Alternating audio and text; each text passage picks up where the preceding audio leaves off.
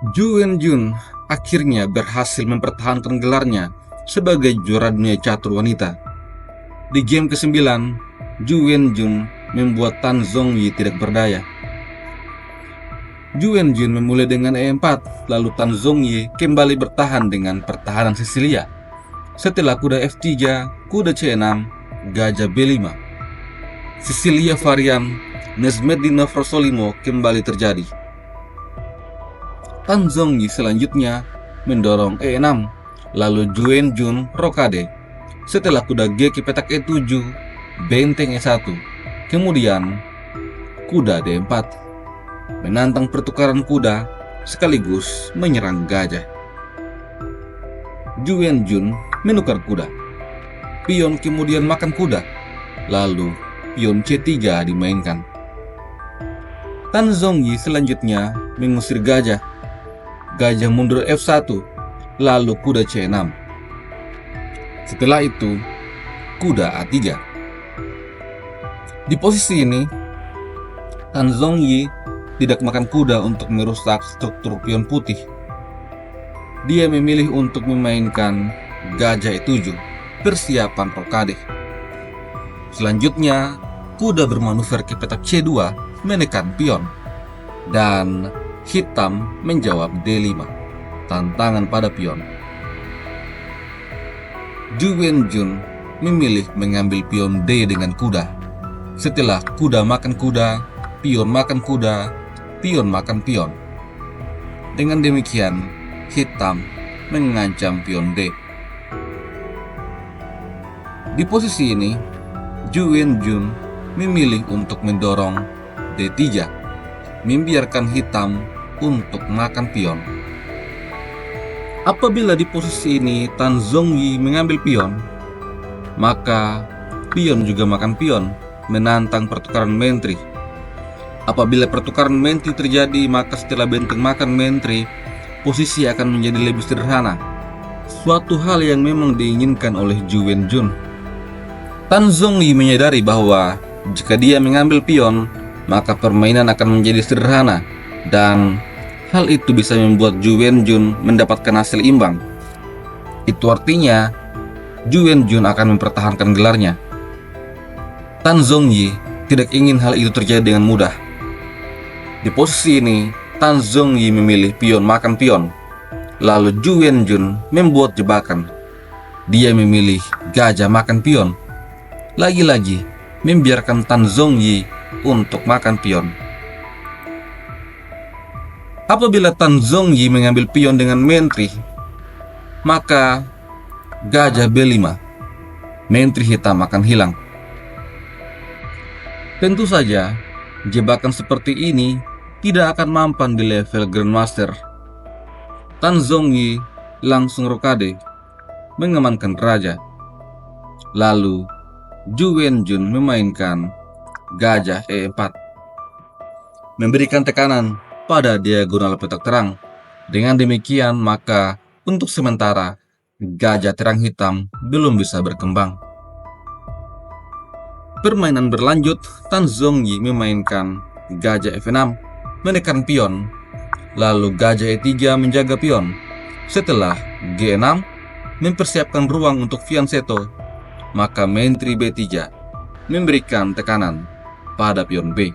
Namun ini membuat putih kehilangan penjagaan pada pion D. Tan Zhongyi selanjutnya mengambil pion. Ju Wen-jun tidak terburu-buru untuk makan gajah. Di posisi ini, benteng A1 dia mainkan untuk memberikan piring pada gajah hitam. Oleh karena itu, E5 didorong demi mempertahankan gajah. Sampai di posisi ini, Tan Zhongyi unggul satu pion. Ju Wen-jun langsung menukar gajah. Setelah pion makan gajah, menteri B4. Pion D betul-betul sudah tidak bisa terjaga. Tan Zhongyi coba untuk menyerang menteri. Setelah itu, menteri makan pion, mengadu menteri. Dan di posisi ini, Tan Zhongyi menukar menteri, membiarkan Ju Wen-jun mendapatkan menteri dan membuat permainan menjadi sederhana. Itu artinya peluang Ju Wenjun untuk mendapatkan remis semakin meningkat. Tan Zhongyi selanjutnya memainkan gajah ke petak E6, memberikan tekanan pada pion A, namun dia kehilangan penjagaan pada pion B7. Apabila di posisi ini gajah makan pion, maka benteng A ke petak B8 menyerang gajah. Setelah gajah A6, benteng makan pion, hitam akan menempati baris kedua.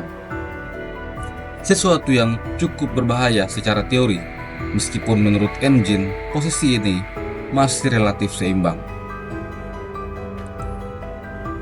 Oleh karena itu, Ju Wenjun tidak ingin Tan Zhongyi punya serangan balik. Di posisi ini, Ju Wenjun langsung mengadu gajah.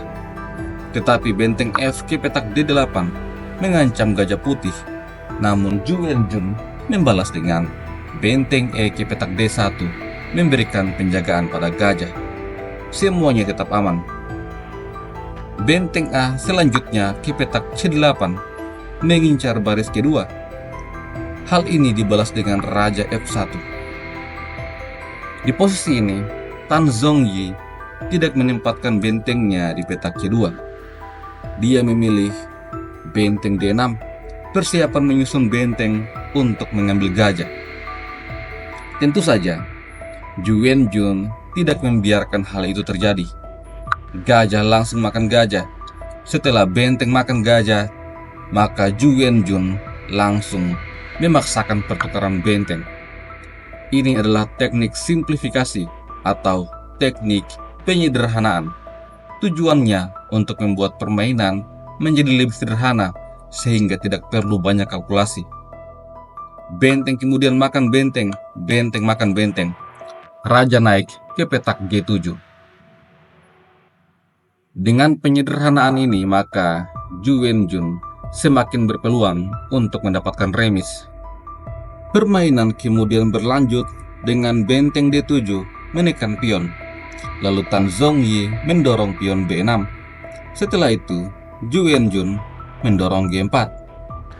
Raja kemudian ke petak F6 dan benteng B7.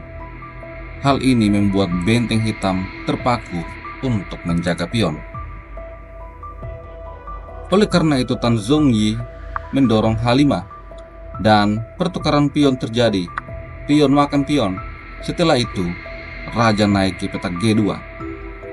Apabila sekarang Tan Zhongyi menempatkan bentengnya di petak E2, maka putih punya tempo makan pion dan mengancam skak.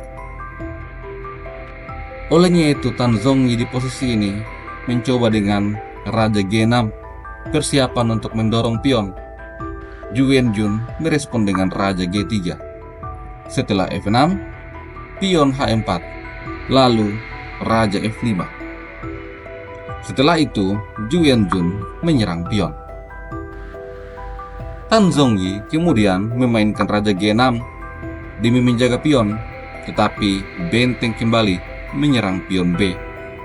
Raja naik, lalu benteng kembali menyerang pion H. Raja kemudian mendekati benteng. Sampai pada posisi ini, hasil remis pun terjadi. Dan dengan demikian maka Ju Wenjun resmi mempertahankan gelarnya sebagai juara dunia. Dengan 6,5 poin dan Tan Zhongyi hanya punya 2 poin, maka Tan Zhongyi sudah tidak bisa mengejar Ju Wenjun.